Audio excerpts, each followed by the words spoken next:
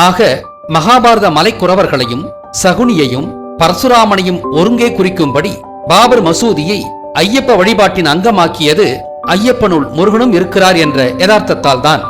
ஐயப்பன் என்பது 2 கடவுளரை குறித்த பெயர் என்று பிராமணனும் சொல்கிறான். அதாவது மோகினியாகிய விஷ்ணு ஐயன் என்றும் சிவன் அப்பன் என்றும் சொல்கிறான். ஆனால் இது அபத்தம். ஐயன் என்பது சிவன்தான். அப்பன் என்பதும் முருகனை குறிக்குமே அல்லாது விஷ்ணுவை குறிக்காது. விஷ்ணுவும் கிருஷ்ணனுக்கு பிற்காலத்திய ஆளுமைதானே ஒழிய முற்காலத்தியவர் அல்ல. சரி, நான் முன்பு ஐயப்பன் என்ற சொல்லுக்கு எப்படி பொருள் கொண்டேன்?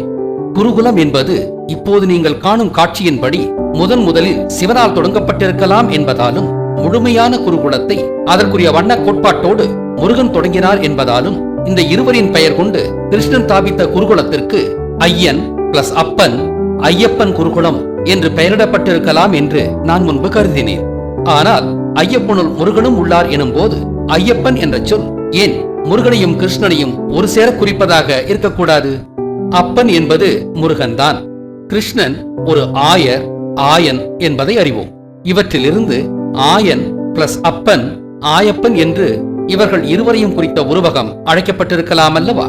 பிராமணனின் சிவன் என்பது பரசுராமன் என்பதால் ஆயப்பனுள் பரசுராமனை நுழைக்க கிருஷ்ணனை குறிக்கும் ஆயன் என்பதை சிவனை குறிக்கும் ஐயன் என்று பிராமணன் மாற்றி ஆயப்பனை ஐயப்பன் என்றாக்கி இருக்கலாம் அல்லவா? அதாவது ஆயப்பனில் இருந்த கிருஷ்ணனை நீக்கிவிட்டு அதற்கு பதிலாக பரசுராமனை சிவன் என்ற பெயரில் புகுத்தி ஐயப்பனாக்கியுள்ளனர்.